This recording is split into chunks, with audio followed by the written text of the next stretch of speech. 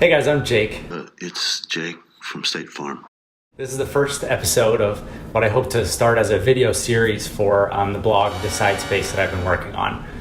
For a little bit of background, Decidespace is a project that I'm working on as I go through the process of trying to start my own business.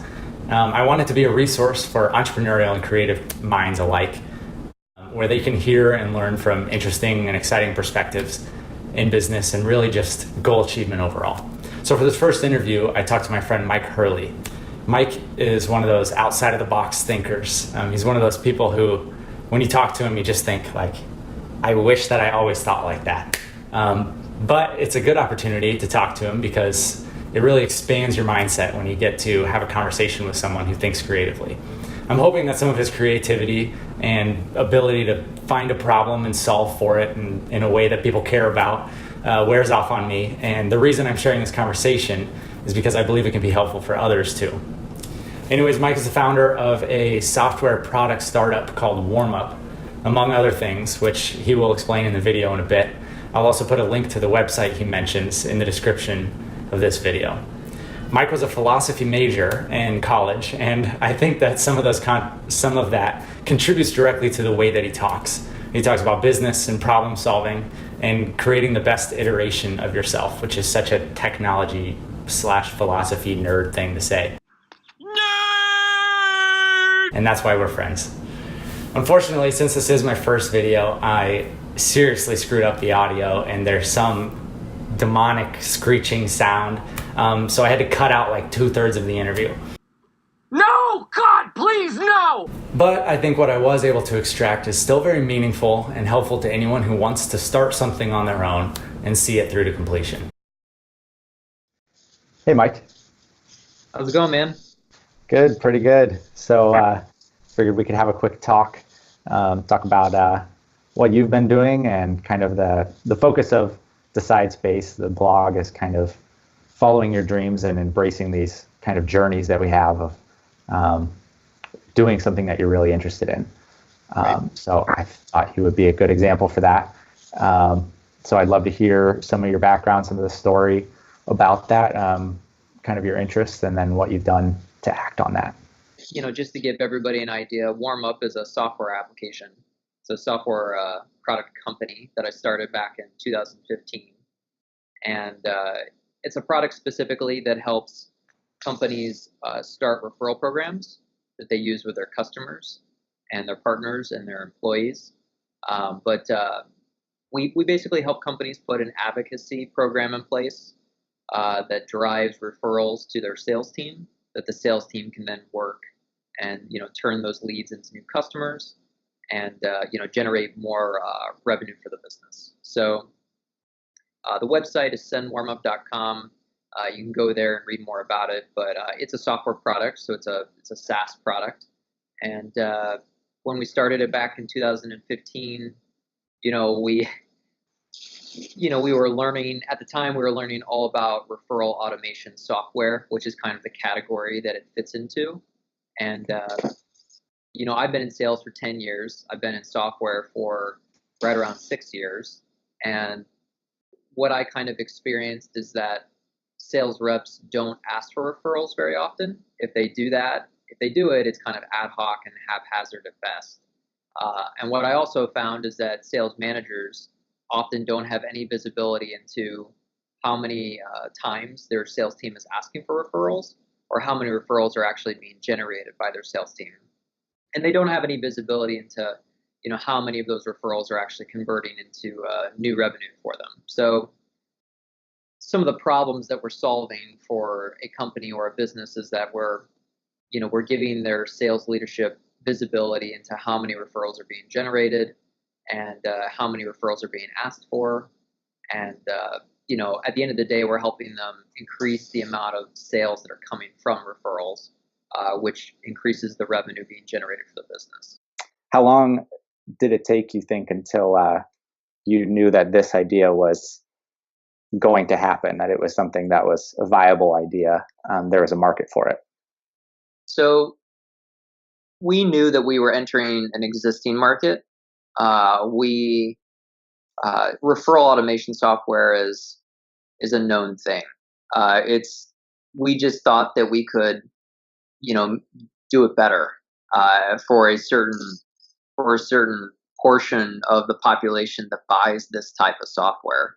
So, there's a book I've been reading recently, and I've been reading it off and on for the last year. It's called Impossible to Inevitable, and I am forgetting at the moment the author's name, but it's a great book, and it talks a lot about how um, you kind of fight through this period of time where you're figuring out what it's going to take. And I think I've always known from the beginning that this was a problem that people were willing to pay to fix. So, and I knew that there were already existing solutions out there.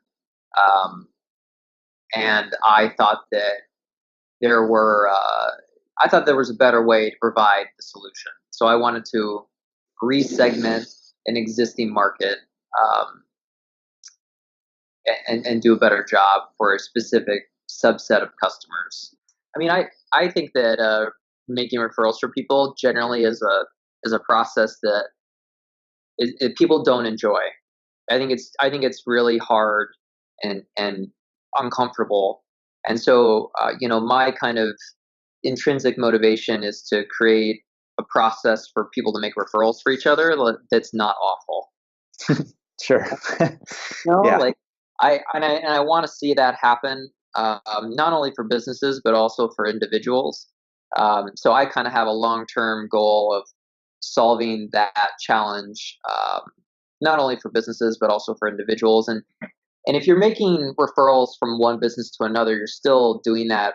That's still a one-to-one, person-to-person sort of thing. So, I'm very passionate about WarmUp because it has to do with something that I'm naturally interested in, right? Like you and I have talked about that thing before, but I think, you have to find a way to connect it to something that maybe you feel like you're good at.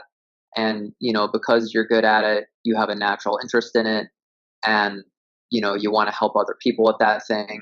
But I think that referrals in general is just there's a lot of challenges yet to be solved around them. And it's not something that's going away either. I think it's going to be around, and probably still be a challenge 20 or 30 or 40 years from now. I think there will always be challenges around connecting people to other people and doing it in a way that makes everybody feel comfortable. So I'm kind of excited about being able to work on it for a long time. Not that I wouldn't love to sell the company or get acquired or something like that, right? But I think if I wanted to make a lot of money, there are probably easier ways to do that thing. It's a software product company. At least once a week, I tell myself this is what you wanted, right? And we laugh about it because it's hard, but it is a lot of. I'm having fun. I'm having fun throughout the whole process, even when things don't go the way I wanted them to. And I try to keep it in perspective, because I think that eventually I'm going to get to where I want to be. In part because I don't give up either. I think if there's one consistent thing I've seen from one entrepreneur to the next who's successful, it's that they just don't give up. Sure. they that doesn't mean you keep pounding on something that's not working. It just means that you try something different and you iterate to a version of your sales process or your product or your onboarding process or whatever it is. You iterate to a version of that thing that is effective. I do a lot of my thinking out loud, and that can be a good thing or a bad thing. It can be a bad thing for interviews, I suppose, like this. You get a lot of information probably too fast. But yeah, man, this has been fun. I know I did a lot of the talking, but I love talking about this stuff, and I love talking to other people about it who have similar aspirations or desires in terms of entrepreneurship and starting things. There's really a small group of people out there that really dive in and do it. And it takes you so long to be successful that you need a network of people around you to support you, even if that's just your friends and family, because it's hard. Yeah. I've always kind of, I think, taken advantage of the fact that I have that network and that mentality. And only recently have I realized that's not normal. Most people don't live in that reality. But when you have that unique opportunity, for me, just realizing like I think that way, and I can probably go do these things that I think about. Yeah. That's been pretty empowering, I guess, is maybe the word I want to use, but enlightening, I guess, just thinking that's that's something I can actually go and do, and it's not normal. There's not a majority of the population that thinks that way or Yeah, has that option. I think you're right, and I think that it's just about being patient with yourself and being like forgiving yourself, right? Like you just like that book I mentioned, The Impossible Inevitable. It talks about like the normal B2B SaaS company takes like 7 years to get an exit. Like, and I don't know if that's totally accurate. I don't have the research to back that up, and we're going off of what my memory here is now of a book that I read. So, but like that just made me realize that it like this the things starting a business, right, and every business is different, right? So for certain types of businesses maybe it can happen a lot faster, like in a B2C software product business, if you nail it right away, supposedly you can get to an exit a lot faster, like in 1 to 2 years. But I think one of the examples in the book they mentioned was Slack. Like Slack exploded after about a year or two. Like they had a year or two, I mean, where they exploded, but like for the previous 3 or 4 years, they went through like multiple iterations and they were pre-revenue and so like, but nobody talks about like the 3 or 4 years before they just exploded. Everybody talks about like the 1 to 2 years where like their revenue just went gangbusters, right? So it's real easy to get it's really easy just to think that like people are really successful overnight and to put a lot of pressure on yourself and then either A, never start anything, or B, become like frustrated and dejected after a year or two of essentially failing, right, and then give up.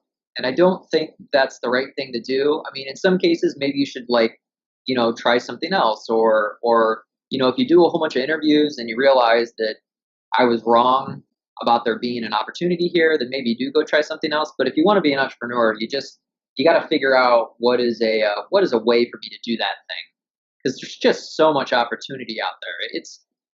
It is unbelievable how much opportunity there is. Like, and then once you get out there and you sell your product or your service 1 or 2 times and you start getting feedback from those customers, it's like a whole world just opens up to you. It's so empowering. You're like, holy moly, I could actually support myself, right? Like, I don't need some company or another person to support me. I can do that on my own. So yeah, sorry, I'm very passionate about this. I want It's good. I want you and I want anybody else who wants to start the business to go do that thing. And I wish there was I wish there was more resources to support people who want to do it.